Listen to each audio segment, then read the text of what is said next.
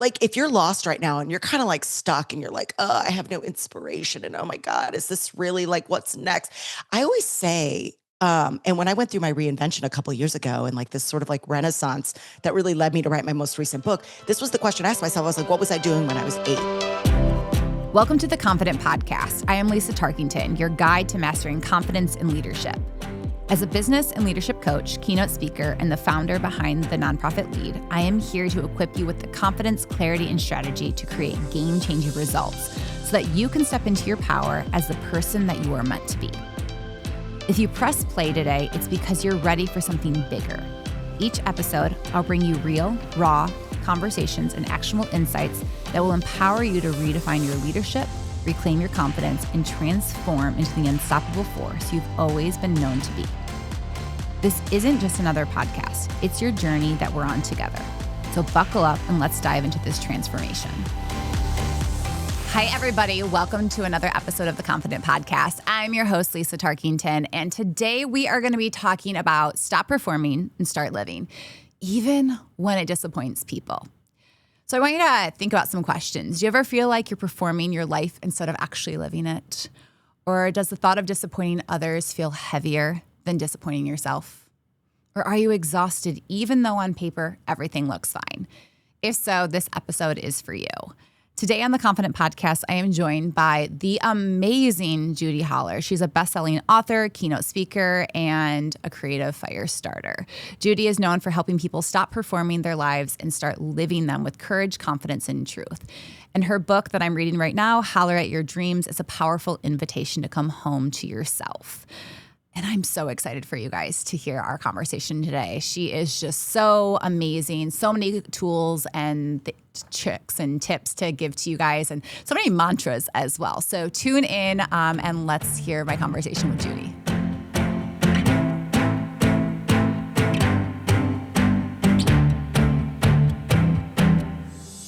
Well, welcome, Judy, to the Confident Podcast. I am so excited to be chatting today. It's so good to be here. And you had me at confident. Like, I love the word. I love the vibe. So it's great to be here. We're going to have fun. Yes, we are. I can't believe I've been doing this for 9 years now, which is crazy. I was going to ask you that. How many years? It's been crazy. Well, and I think it's also funny because I think about the first house I bought at the age of 26, sitting at my kitchen table and inviting people over to my house and being like, hey, will you be on my podcast? And I'm like, now I'm in a studio. It's super cool, right? Like full circle, I guess. I don't know if that's it. You just have to start. Less overthinking. And I love the rawness and the realness. And I love the bootstrapping of beginnings, right? And it's just so fun. And you just want to go back and hug her and just be like, oh, thank you. I'm so proud of you. Just going for it, right? Like the archives, like just take a deep scroll down my Instagram page. If you want to scroll back about 5-7 years, you will see an evolution of dopeness. Yes, and then I'm also like really happy that I don't edit my own stuff anymore, right? Like I'm really grateful also She's that grown up, big girl. She has grown up and not doing this in the car anymore. So yes, okay, so I did an intro, just a little bit about your background, but I'd love for you to share a little, I'm going to say in a nutshell, which we all know our lives are not in a nutshell, a little bit about your life and what has led you to where you are today. Okay, which part? You tell me where you want to start. Okay, so maybe to where I am today. Yeah. So we won't go back to maybe. Gosh, life is so nuanced, isn't it? And it's just amazing. I turned 50 in May, which is insane in the membrane. And I think you get to a place where you hit that age range and you just start doing a lot of this reflecting on like, holy cow, like asking myself, how did I do all this? How is like the 10 decades that has made up my life? Like each decade has kind of had a theme, right? So 1 to 10, I really think who you are. Like if you're lost right now and you're kind of like stuck and you're like, oh, I have no inspiration. And oh my God, is this really like what's next? I always say, and when I went through my reinvention a couple of years ago and like this sort of like renaissance that really led me to write my most recent book, this was the question I asked myself. I was like, what was I doing when I was 8? Like, who was I at 8? Because I think when you're 8 to 10, that is like the soul of you before the world gets a hold of you. 100%. Yes. Like, who is she? What is she playing? How is she dressing? Go call your auntie, your mama, your besties at that time. Like, whoever is still alive and in your life that knew you at 8, go get those pictures, go get those archives, and go study her. And better yet, is she anywhere in your life? So does she show up in your, does she show up in your business? Does she show, like, I'm sitting here next to like a bedazzled 19, like love mixtape, that, right? yes. Like, come on. This is so little Judy booty at 10 years old, 8 years old. And it is like one of my most prized possessions, right? Yes. She goes out to the bars with me, but she absolutely sits in my office when I'm not at the bars, right? Or whatever, dinner, like I go to the club, but you know what I mean? You get the point. So, okay. So 1 to 10, your discovery, playing, the world hasn't got a hold of you. You like trust yourself, all these fun things. So I was like becoming little Judy Booty, right? And then like 10 to 20, right? It's middle school, super unhinged. But I knew middle school and high school was all about, I wanted to be on television. I went to college for radio television. So I was a radio television major. I was doing speech meets like grade school. I was winning championships from a speech meet perspective, all throughout the Midwest regionals, like memorizing monologues and poetry and satire, performing, winning. So there's this like baby keynote speaker in me. I didn't even know that was a thing, but I also wanted to be like an MTV VJ or Katie Couric. And I was like downtown Julie Brown and practicing in my room and taking the boombox and like recording myself. And so, yeah, it was like, performing speech meets in grade school and becoming this baby keynote speaker before I even realized that was a thing. And then going to school for radio, television, and like kind of balancing, like, how am I going to make all of that work? And then 21, I put myself through college. So 20 to 30 was really like, so it was around 21, 22 when I graduated college. And that was 9/11 happened. Wow. And the world overnight changed, right? And jobs weren't as prevalent. It was harder to figure out where you were going to go. So everybody kind of just sat chilly, and I was bartending right through college. And so I stayed bartending. So my early 20s was just like bartending, trying to figure it out. And nobody paid anything in radio and television. And I was like killing it as a bartender. And I was like kind of popular in St. Louis. And we were running it, man. I was from born and raised in St. Louis. We were running it, right? So I'm like, these are all my friends, my people. And boy, I had like this boyfriend at the time. And I was like, I'm not going to move to like Omaha, Nebraska for like $12,000 and like suffer. Like when I can like stay this bartender and just like crush. So I made the decision to just sort of stay in that hospitality space. And around 25, I got my first big girl job, and I was ready to be done with like nights and weekends. I wanted health insurance, and I wanted like a regular job, and I wanted to wear my limited suit, and I wanted like a regular life, right? And so I get into the hotel business. So like 25 to 30 was when I kind of went into corporate. And then my 30 to 40 was building this big badass career in corporate. I was in the hotel business. I didn't start this job till I was 39, babe. Like 39 years old. So I didn't know that. My job in corporate at 39. So from 30 to 39, 30 to 40, really, I built a big career in hotel business. The flashpoint was right around my early 30s, 31, where when I moved to Chicago for my first promotion, I got a big promotion, moved to Chicago, took my first improv class at Second City. I had no friends. I knew like one person in the city. I loved Saturday Night Live. I knew that Second City was iconic in comedy and performance. I said, I have no friends. It was an experiment, a way to like do something for fun, maybe meet a cute boy, whatever, get out of my apartment. So by day, corporate, boss, making my little 6-figure career, right? By night, dark, dingy improv basements, like effing around, getting brave, failing, embarrassing myself, but brave. So then all of a sudden, 35, 36 rolls around, and I'm like, well, I'm getting pretty brave here. So maybe I will go for the raise. Maybe I will ask for the promotion. You know what? I will leave this shitty date. You know what? Maybe I'll go on an actual date and get myself on Match.com to figure something out, right? I don't know. But I just started experimenting with my courage, which really helped me boss up in the boardroom. And all of a sudden, flashpoint, I was like the nerd at improv that would bring the notebooks. I was like taking notes in the because I'm like old, like 30 at improv. It's like old, right? All these kids were like in their 20s, right? Trying to be on SNL. And some of them went that path. Some were on, Chris Redd was on SNL, Andrew Knox, he's out in LA. Oh, that's so commercials. cool. Some of these kids got really famous, right? But I was like the little grandma, like do my, like at the time, that's how I felt, right? So, but I had my little notebook, I'd take all these notes, and all of a sudden like 35, 36, I was like, hold up. I could like do this? Like, what if I made this what if I did, because I was in the meetings business. Yeah. So I'd go to all these conferences and convention and to see Simon Sinek and all these speakers. And I'm like, it was like when I saw Simon Sinek speak, I wrote about this in my first book, Fear is My Homeboy. I was like, that's when I was like, that's a job. Hold on, this little baby speech meet girl could do that for a living, and then improv on top of that. I'm like, what if I did that about improv? So I just begged my boss. And the story's almost over, I promise. It's nuanced. But I begged my boss to lead every sales meeting I could. She let me. I started speaking for free in my industry, anywhere I could, to anyone who listened to me. I'd get done speaking, and there would be a line. Here's my card. Here's my card. Can you come to our organization? And all of a sudden, those free things from 35 to 40, it was testing things, trying things, collecting cards, turning those free gigs into using all my vacation days, to the point where my boss was at 39 years old, 40, she was like, they're like, you're going to have to pick. People are starting to be like, what's going on, And I'll never forget, my boss flew to Chicago, sat me down at the Lowe's off of Michigan Avenue. We were having eggs and bacon and coffee. And he says, you're going to have to pick.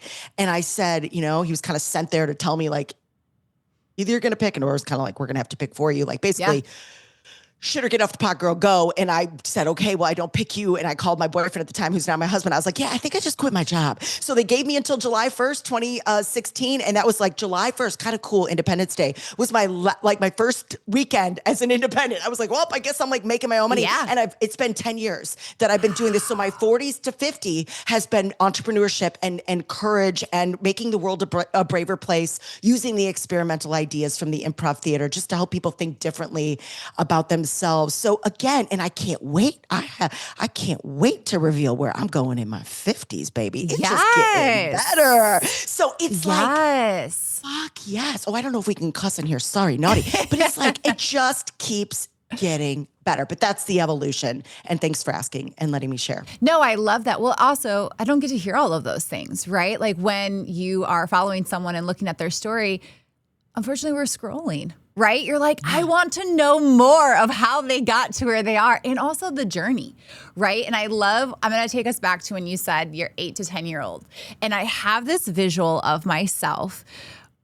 My parents were building a house at the time, and we had a porch. And I would go out there, and I kid you not, I was never in theater. I was never in anything. I would get an umbrella. I would put the boombox with NSYNC on it, and yes, I would dance. Yes, she did. And I think about that moment all the time, because I didn't care what my parents thought. I didn't care what my brother and sister thought. The neighbors. And I had a karaoke machine upstairs in my room. And I think about that little girl a lot of she did not care. Right? And when you said the world grabs you, I do think that. Right? And it's always, and we're going to dive into this in a little bit, because I have questions about coming home to yourself. Right? And what that looks like and stuff. So, yeah, I had to share that, because that really hit me. I was like, oh my gosh, I remember that moment. And I love when people can come back to those moments. And so really our theme for today is stop performing, right? Start living, even when it disappoints people. And so when you hear that theme, what's the first thing that comes to mind for you? Not faking it till you make it, making it till you make it. I think there's a lot of clickbait motivational advice we buy into. The other one is just jump and the net will catch you, babe. Yes, we've got to jump, but why do people jump out of planes? They have a parachute on their back. So no, get a parachute on your back. Maybe it's a little bit of a savings account, right? Maybe it's some help, some support, some insurance. Maybe it's, writing a business plan, whatever your parachute. I love to jump. You've got to go scared. I am all about going scared, but I'm not going to be reckless and dangerous about it. There's going to be support. I'm going to have a bit of a safety net, because I'm way too big of a fraidy cat, ironically. I'm the scaredest person you'll ever meet. So because of that, I feel qualified to talk about fear. But so don't fake it till you make it. Make it till you make it. And I think the energy behind fake it till you make it, the intention is really good. It's basically go, babe, just go before you're ready. Go scared. That's what we mean by that. But what if we already know, if we have done the work on ourselves where we can get to a place where we already know that everything we desire and everything we can see in our lives is true, because it already is, because if you can see it, it exists. Yeah. And if we can trust that enough to be able to let go, trust that enough to be able to self-trust, then we can stop trying to fake it and trying on other identities and go play with our own identity more often. And I think I wish I would have done that younger. I think I spent a lot of time looking around at what everybody else was doing. And that to me is what the energy of fake it till you make it is. It's like, well, she's doing this, let me try to do this. So you start doing this so much that you numb out a little bit and you crash out a little bit and you start to go, well, then wait, what is mine? What is for me, right? And so yes, we have to try things on, but I think making it till you make it is this essence of we have to be self-leaders and no one else is coming to do it for us. So we might as well start playing with the muscle, the courage that it's going to take to really make it until we make it. And maybe actually like stop faking it.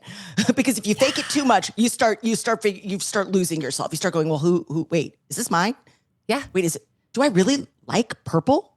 Or wait, is green my color? Or have I just worn purple my whole life because my mom loved purple? Hold on, is that even mine?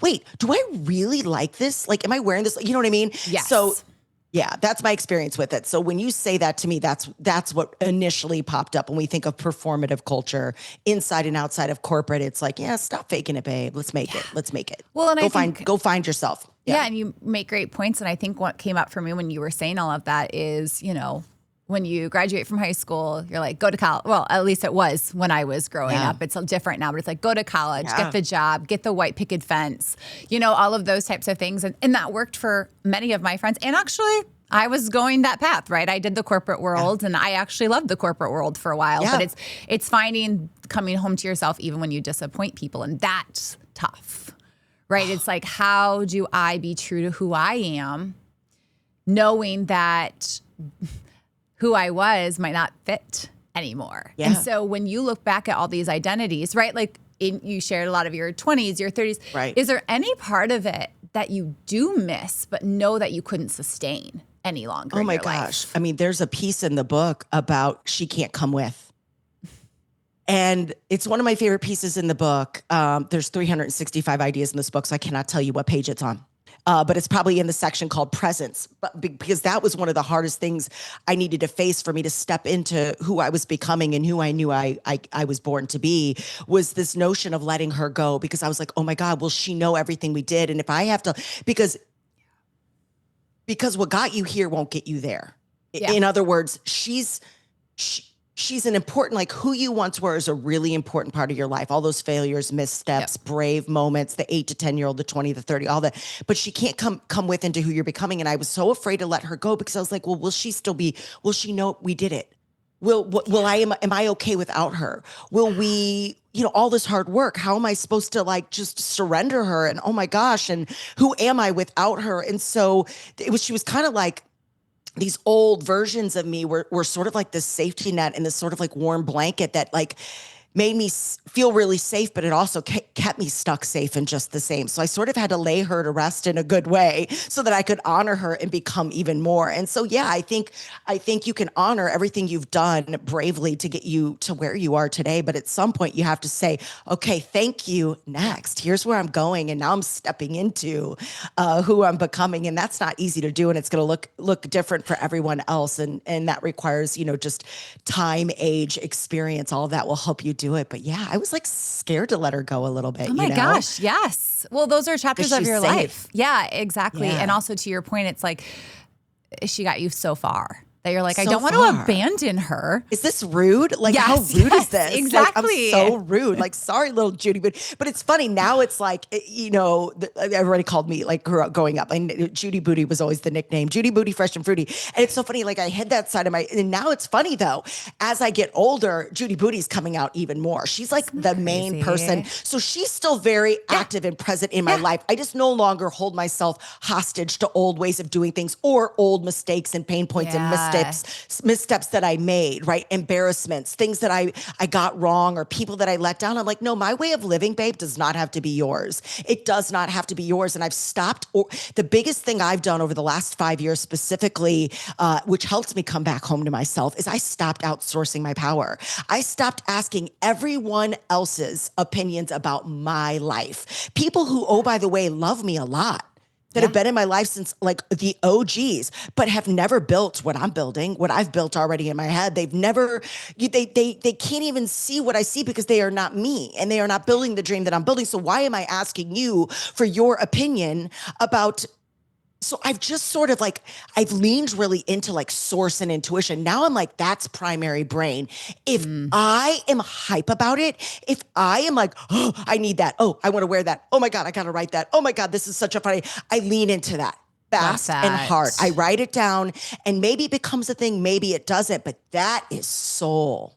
That's 8 to 10-year-old you. The problem is brain gets in the way because brain is designed to keep you safe. And that's beautiful and powerful and important. We need our brain. We don't want to get hurt. We want to survive. Yes, we need brain, but brain is always pulling you into the past because brain is going, you know what, babe, you tried that once. Judy, you tried to start this new business idea once. Remember when you tried to do that show and it didn't work? So let's never do that again. Or that one time you wore that and everybody kind of gave you weird looks in the lobby. Can we just like put Barbie back in the box? So brain is always like pulling you back. Soul knows where you want to go. Yeah. Soul will move you vertically and into the future. Brain is kind of like lateral moves or like same. Soul is like, ooh, that tingle, that feeling, that like people say download, right? Like the problem is we don't listen to it or we brush it off. So now I am in the business of listening to intuition. And I have sort of like officially made that like my primary brain, you know, as long as, of course, I'm not going to walk out into traffic, right? Like, oh, let me run across the street. That's not what I mean. But like, I like intuition. And so it's less outsourcing of power, more trusting of like inner feeling. Yeah. Well, and when you start to feel those things, I think one of the biggest things is like, this doesn't make sense. Sometimes, right? Where it makes no sense to the public eye because it's not a normal way of doing business or a way of thinking. And then, but you're also like, it's not going away. You know, when do you feel like your intuition comes up the most? Is it working out? Is it when you're sleeping? Like what's yours? Yeah, sometimes it'll be a random 2:00. A car, a lot. A car. For me in the car. Really? There's something about driving. Okay. Maybe it's because I listen to a lot of like high vibrational music. I have this whole like playlist on Spotify. We'll have to link it. It's called the Holy Flow playlist. Yeah, so I listen to a lot of like Abel Hart and Queen Herbie and Tony Jones and like just so many artists. Like I try to like, you know, if words are wands and music is a frequency, you know, kind of what's happening in your body when you're listening. Like I love the old school 90s hip hop. Trust me. Amen.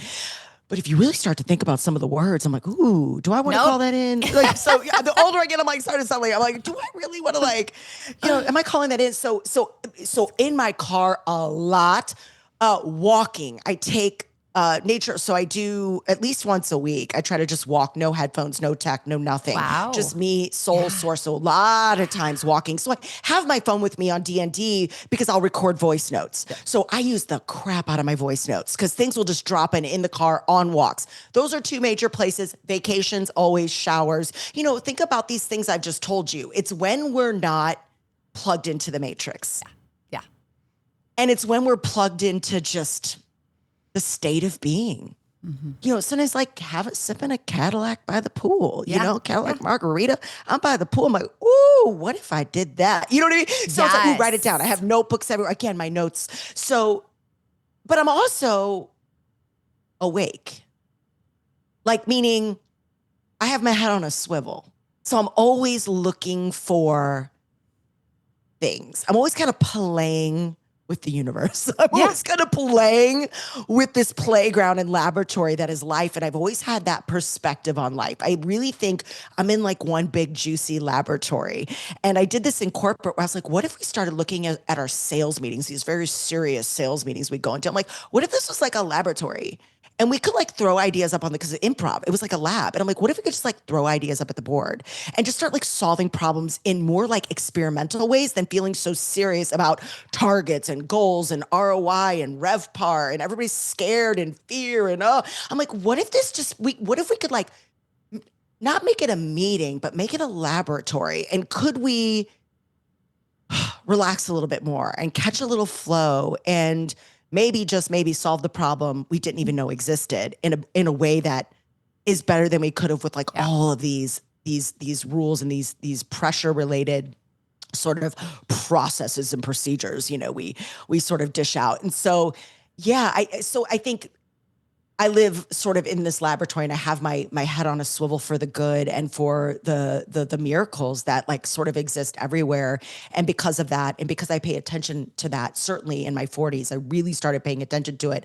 I've been handsomely rewarded creatively, and it's because I kind of make it my job. You know, I look. Yeah.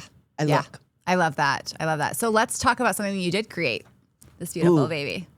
Oh, I love that you have it. Yes, Thank you for that. I remember checking Holler it out. At Your Dreams. Which I love that you use your last name in this, right? Yes. How cool is that? How to be creative there. And so I was starting to, as I was going through it, obviously you've written 2 books, Fear is My Homeboy. When did that one come out?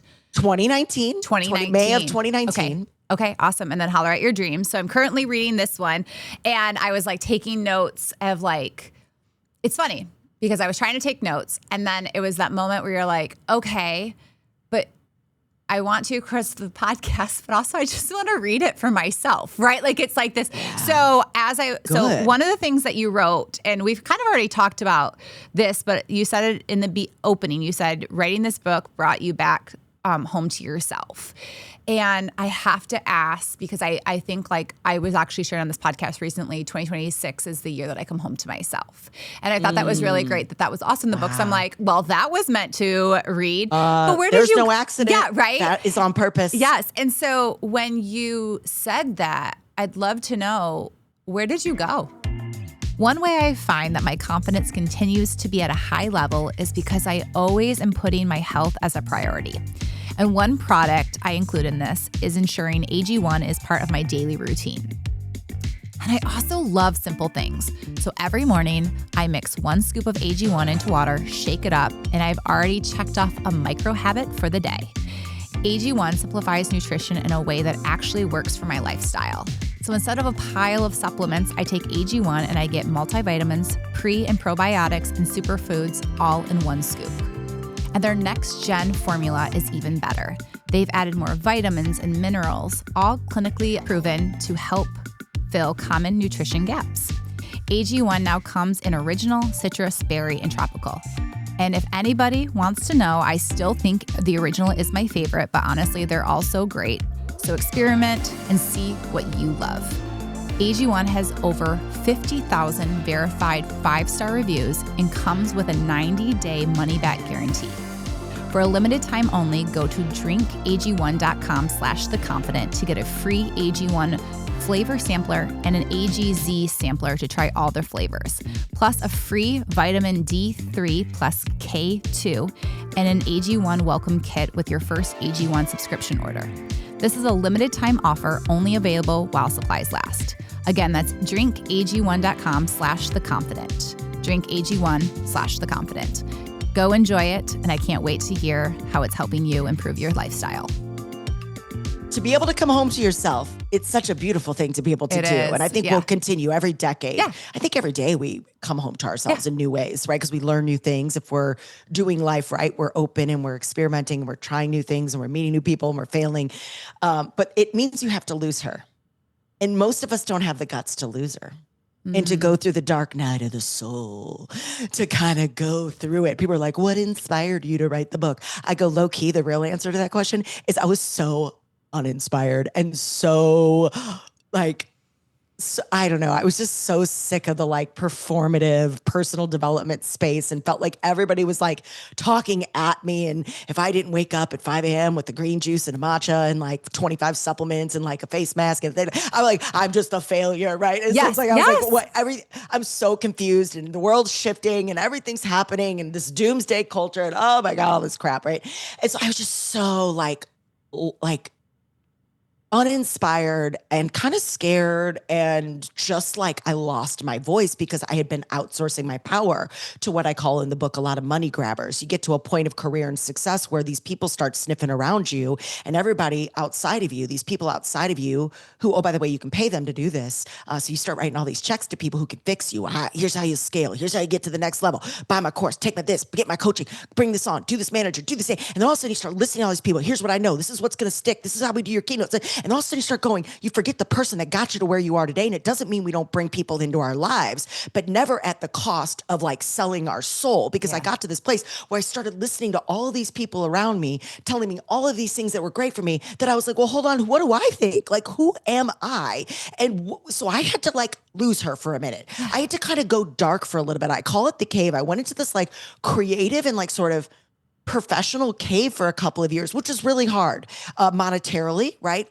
Business slowed because of that, which confidence reduced. Speak of confidence, I mean, I lost my mojo because my worth was so tied to being on stage and making money and performing and doing what I love to do, that when that went away for a minute, because it needed to, because I needed to go away for a minute, I was like, well, who the hell am I? And where's my worth? And where's the applause? I had to figure out how to like give myself the applause. You know what I mean? Yeah. And I had not like, that took me, like, I was like 45 going 46. I'm like, wait, am I addicted to the applause? Like these real serious conversations, right? So to find yourself, you have to lose her. You have to be brave enough to lose her. And then the finding herself is just a courageous commitment to, like a journey of self-discovery and spirituality. And I think today, success, true success, however you define it, because it's going to look different for everybody. And I'm not talking money. It's going to require spirituality. And I define spirituality not as religion, but as a deep self-awareness and a deep commitment to the journey and the ongoing relentless pursuit of self-discovery. Like learning oneself, like sitting, doing all these uncomfortable things just to see, like, I have a spiritual army, babe. Like I sit with healers. I have an astrologist on my staff. I do quarterly transformation. I have a human design. I know my Enneagram. Like I have gone on all these like play dates with myself. And I'm like, ooh, data, fun. Ooh, like I'm catching things. Take it for what it is. Like everybody can, but they're just tools for me. Some have felt more comfortable than others, but I have made this, the reading, what you have in front of you. Like she is designed, she's 365 ideas. She's an oracle that you could open her up at any moment. Just flip to a page. We could do it right now.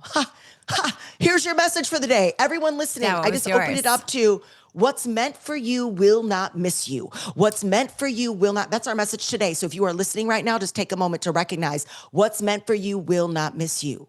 So, but this book wouldn't have happened had I not gotten to a place where I allowed myself to be more spiritual and then bring that spirituality into my business. Because I think today, in today's world, with as hard as it is and as fast as it is and as performative as it is and as automated as it is, spirituality is going to be required to be successful. And that means, do you know you? And the only person that can go find you is you, babe. So that means you're going to have to take the walks and get into nature and do all the things and travel alone and eat alone and make new friends and get yourself in weird rooms and go sit with the healers and try some human design and play with the crystals and like light the candle and burn the sage. I don't know. It's not going to fix you, but you need to go figure, how will you know unless you go play? And so for me, it was just like 3 years of experimenting and just what feels good. And okay, what did I learn? Yeah. And this book sort of became the creation on the other side of that. Well, I love that. Well, and as you were talking, the one thing, and I was sharing this on a podcast recently, the one thing that so I have a coach myself. One of the things that my coach has been really challenging me on is we're like, obviously this is the year that I'm coming home to myself. So we've been talking like about my identity and like what, like, and I said, well, I live 2 lives still. Like, and I'm trying to bring them back together. And one of the things is like my play. Like I used to teach play, ironically, in 2019 and 2020,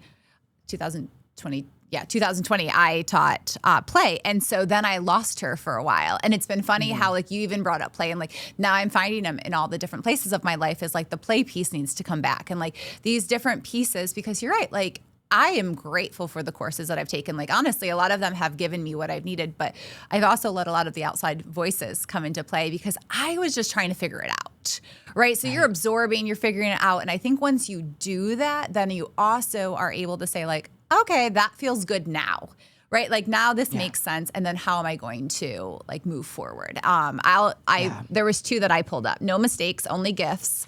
There was one that stuck out. This one. The Stars My Lab, Faith My Map. Faith My Map. Yeah, that was that the is one that so like Cosmo Judy. That is so spiritual woo-woo Judy, but truly, like, think of what has existed throughout time. Yes. The Yes. seasons, the sun, the moon, like back in the archaic Indian times, like back in the caveman, they had nothing other than what has existed throughout time. The sun's always going to rise in this, what is it? The sun rises in the west, sets in the east. I think I might have that right. Maybe. Hopefully I do. Don't know. Or maybe it's opposite. Anyway, whatever. Somebody can Google it. But yeah, I think it rises in the east and sets in the west, or rises. Anyway, whatever. I digress. That has been since time. The seasons will always be the, so I'm no expert in this, but yeah, so that was like just me sort of leaning into, and I live in Arizona and I live in a dark sky community and the stars out here, I'm like, when was the last time over the past couple of years? I'm like, when was the last time I did something for the first time? And when was the last time I literally looked at the stars? And if you haven't and you're listening right now, gone somewhere and just stared at the stars, it's pretty incredible. And we had an astronomer come to our house. My husband knows someone whose dad works for NASA. He is like White House clearance. Yeah. So he came over here with a big telescope and just like, again, journey of self-discovery. It's taught us a little bit about like what this means. And you start to think about, then you think of yourself in the process of the world. And you're like, I'm like this little speck in like worrying about like taxes and fear. And like this like universe is so massive. And so yeah, the book is, certainly has a spiritual twist to it, but a lot of personal development and courage-inducing storytelling in there as well, for sure. Well, and one of the things that came up as you were even talking about like taking in all the stuff, and it's very easy on social to look at like when people are like, oh, I've scaled to this month every month. And I literally said to someone the other day, I was like, I don't know how they got there. I mean, I'll figure it out one day. But one of the things that happened last night for me was I've actually like been playing with threads. Like kind of like awesome. Playing with that a little bit. Interesting. Cool. Good. You're experimenting. Yeah, exactly. One of the things that's coming up though for me, and it's been just like thrown at me, is I've done this and now I'm making 6 figures every month. And I'm like sitting here being like, I literally wrote on Threads, I said, is it just me or do I live in a different world where that's just not normal for people that I'm surrounded by?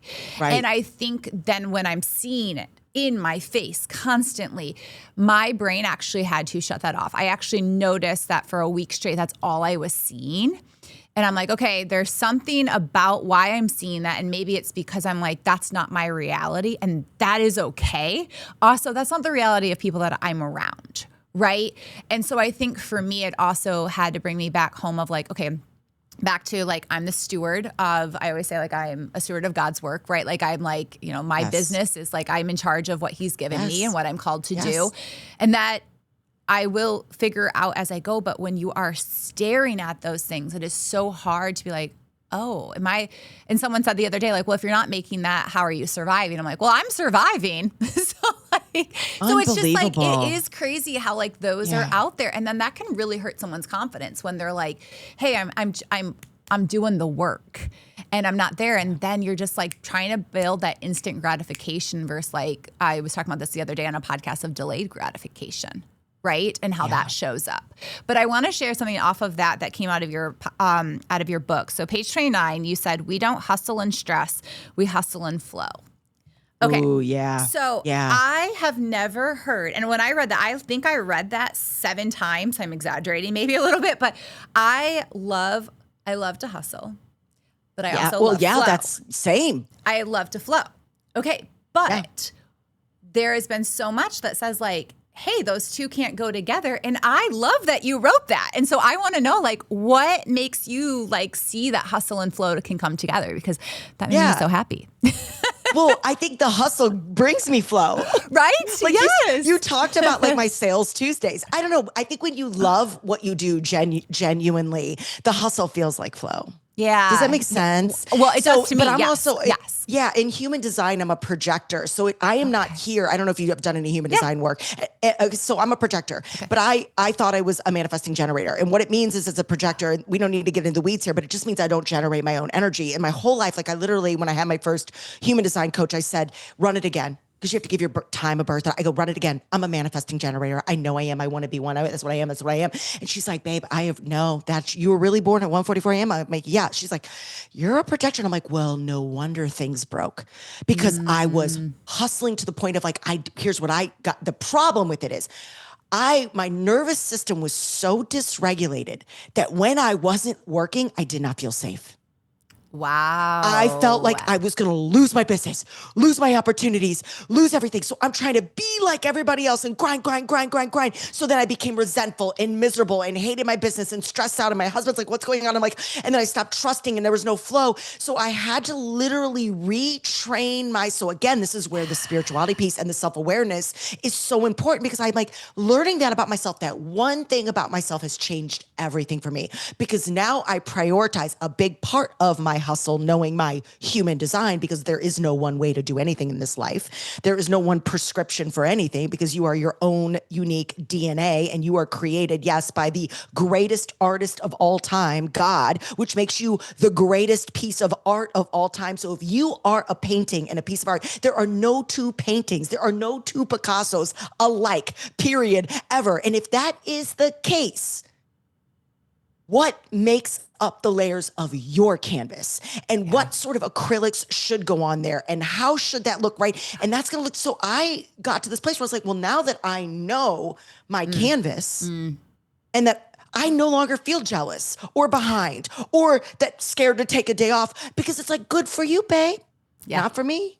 That ain't my path. I am so protected. I know where I'm going and I can't wait to see it. And I know that when I get into receiving, because that is my pearl in Gene Keys. When I get into receiving, I will be as abundant as I can be. So now I'm like, I'm taking the walk, babe. I'm going to do Fridays noon and I'm going to be floating in my pool, sipping a margarita. I'm taking these moments for myself because I know that's where all the magic will come for me. So my hustle turns into flow, because I have gotten to a place where I think when you love what you do, hustle is flow and flow is hustle. They kind of become one and the same.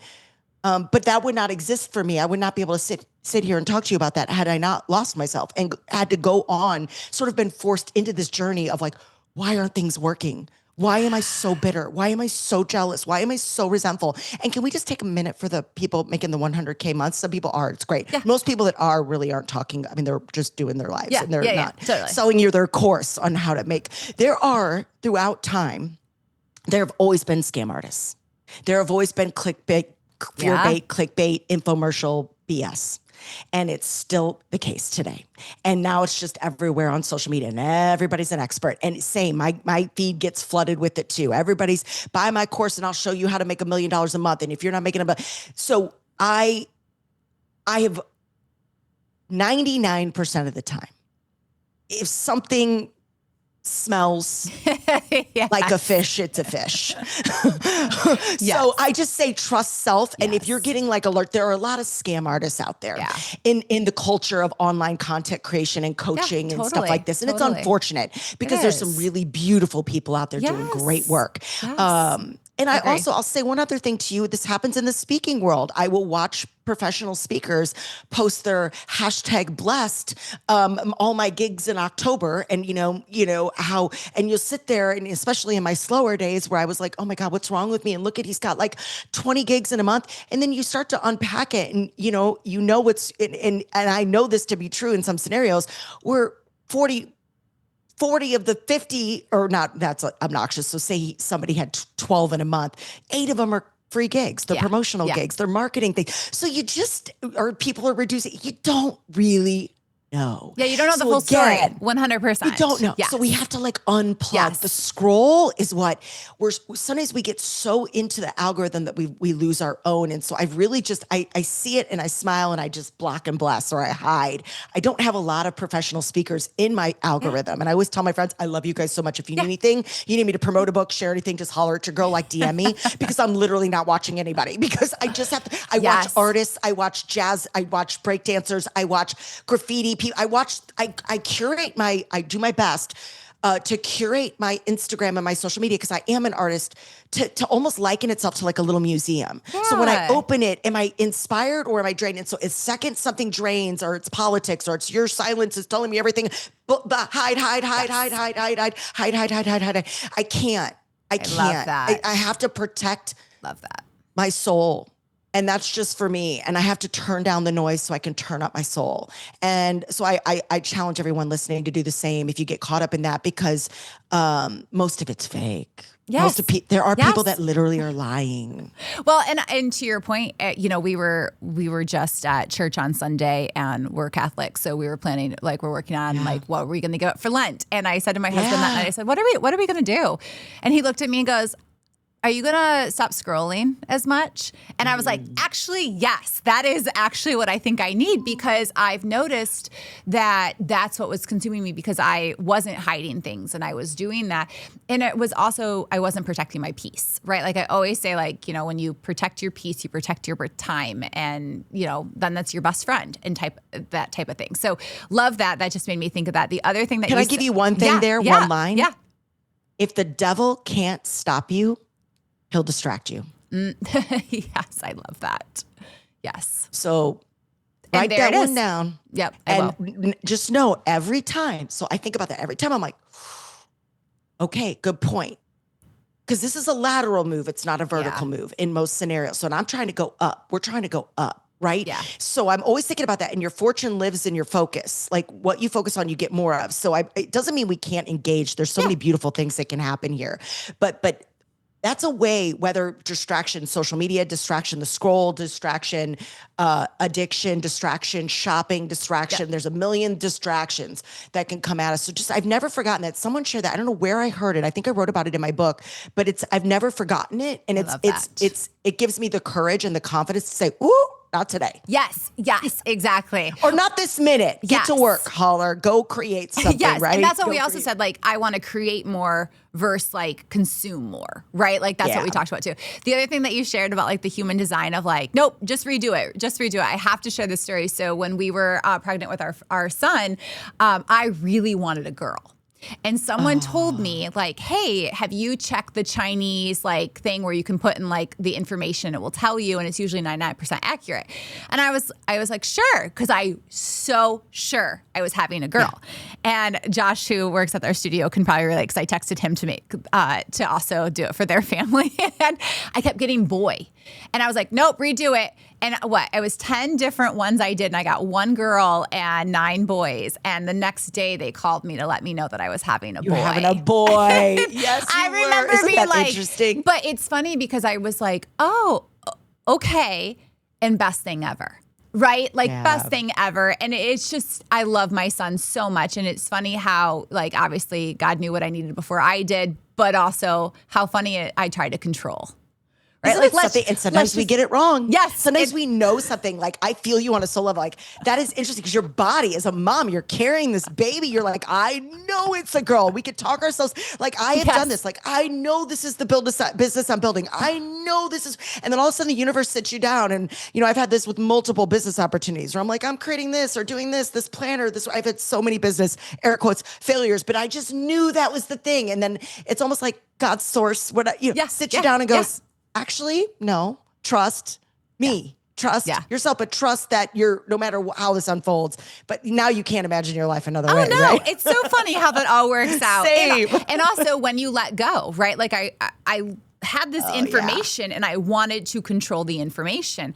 Instead of taking it into me and like, okay, if this becomes true when they call me to let me know, how am I going to enjoy this moment and be grateful for it? Healthy baby. Healthy baby. Matters. Exactly. Okay. So kind of like to end out, I always love to ask like fire, like, I feel like we could talk all day. So this is like improv. I always love when people do this. This is so fun. Can someone be wildly successful and still completely disconnected from themselves?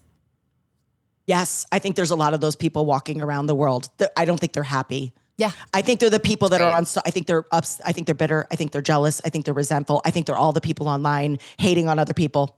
Yeah. I think they're all the people that are buying into doomsday culture. Yeah. So you can be successful, what people think looks like successful, but happiness is really miserable. Like, Your soul is miserable, and you will know tension is a deviation away from who you came here to be. Any tension in your body is that's how you know. If you are jealous, if you are resentful, if you are bitter, if you are gossiping, my brain cannot even process going online and leaving a mean comment. I know. I can't even like sharing something my brain doesn't even go there because I am in the way of too much magic over here. It doesn't mean I don't think things. Yes. And it doesn't mean I don't have values. And it doesn't mean that I don't talk to my husband about things or my bestie and go, can you believe? But I would never. I don't. And I would like to consider myself a pretty successful, abundant, happy person. I think people who are in the way of their own magic and their own joy and their own faith, we're just not participating in that. So you want to know if someone's out of alignment, go just. Yeah, that's a great point. You will see. Yes. So yes, it can exist. Yes. I love that. Yes, it can. And I would run from them pretty fast. Okay, good. Yeah. So what is a life lesson? What's a lesson in life that you felt like you got kept handed to yourself until you learned it? Is there a lesson that you kept repeating itself? Yeah. Like someday syndrome is like probably one of the more deadly epidemics in our society today. And certainly women in the Gen X era, those are kind of the babes I talk to the most, right? These Gen X women who are waiting for someday. And I was that girl, I'll do it someday when I quit my corporate job. Someday when, I have the time, the money, someday when I get married, someday when I get like super skinny, or someday when I can afford like hair extensions. Oh my God. I'll do it someday when the kids graduate, someday when I retire, all this BS. Right. Yeah. And, what if today was like the last day, right? And how does that change things? And my best friend lost her mom, early 60s, like way too young, to Alzheimer's. And man, they waited their whole lives, her mom and her dad, Ruth and Bert, they waited forever. They were when Bert retired, he was a CEO. She was like country club wife, and she got Alzheimer's and died at like 62. And they were when Bert retired, they were going to do the Amalfi Coast. They were going to go to Italy. They were going to go to Ireland. They were going to do it all. They had been saving their whole lives. And babe, they did none of it. They did none of it. And that has inspired so many of us because 62, number one. And shit, what if today? So I'm like, no, wear the good jeans, light the good candle, use the china, like literally spray the best perfume you've got today. Like, what are we waiting for? I love that. So that is a lesson I learned.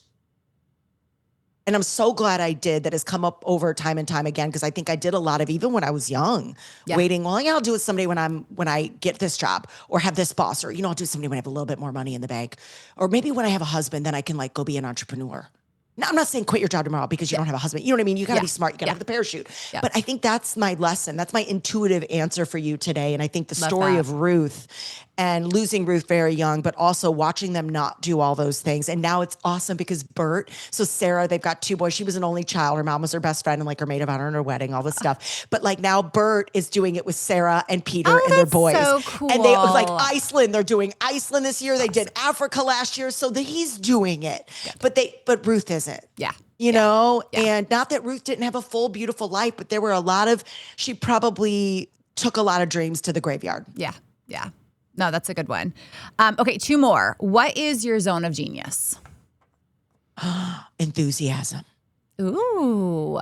I think people mistake my enthusiasm for energy. They're like, I do have good energy. And but when I am excited, I like improv, like when I love something, human design, improv, whatever, I get obsessed. And I am like, want to just tell everybody about it. And so, and I think that's what makes me feel so real. And I'm not saying that I'm not, but I think I come off as very real to people because I am legit just very excited. If I am talking about something, I'm a very enthusiastic person. So I think that's one of my major superpowers. I just have a zest for life. Yeah. And I have energy, but I work hard to maintain it. But I also am just really naturally enthusiastic. Yeah. And I love that. That's cool. Yeah. And then last one, if you had a, what is your walk-up song right now? Oh, there's so many. Oh my God.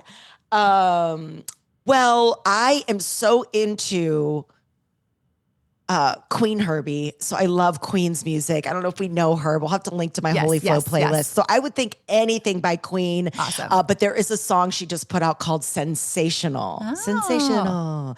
All about how you are so sensational. And that has been like my personal walk-on song. But I'm also from St. Louis. So Nelly's Batter Up is always a fun one. Oh, that's a good one too. Yeah, I know that one.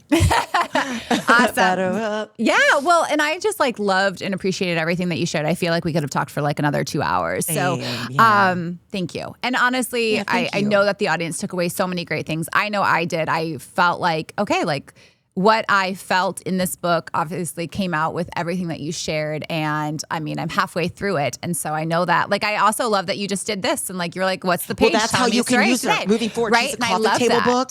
Yes. She is gift for friends, but she is really designed. You can read her front to back, but she is really made to like give you the message for the day. Yes. Right? Yes. Which is powerful. We are I'm going to be doing the Audible on her this quarter. Cool. So Audible will come out this spring. And then we have a little surprise up our sleeves for the 1-year anniversary. I think we're going to bring a hardcover copy online and make it shift it up a little bit. Yes. And yeah. So which will be sort of a 1-year anniversary edition. Anyway. Awesome. So. Love that. And I'll be putting this in the show notes as well. But thank you so much for being on the Confident Podcast and all of your energy and everything you shared with the audience. Well, feelings are so mutual. You're a great interviewer. Keep going. I love it. Thank you.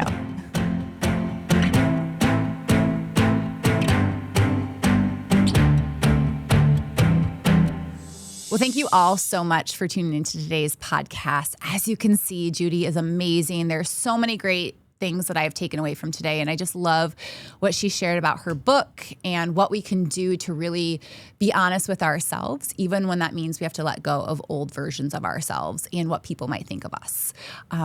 Again, if you are tuning in for the first time, welcome. If you have been a listener for a long time, welcome back. Be sure to subscribe to our channel. And anything that you took away from today, I'd love to hear. So email me at lisa@lisatarkington.com. Check out our website at podcast.lisatarkington.com and make sure that you subscribe to our YouTube channel. Again, always here to support you in every way. And as I say at every podcast, continue to spread love and kindness to everybody that you meet. Thank you. Thank you for joining me on this episode of the Confident Podcast. If today's episode resonated with you, I'd love to hear about it. So send me a message at podcast.lisatarkington.com. Don't forget, while you're there, to subscribe to our newsletter, subscribe to our YouTube channel. And don't forget to spread the good by sharing this with someone in your life. Remember, you have the power to choose confidence every single day. Keep showing up, keep striving, and keep believing in your potential. I'm cheering you on, and I'll see you next time.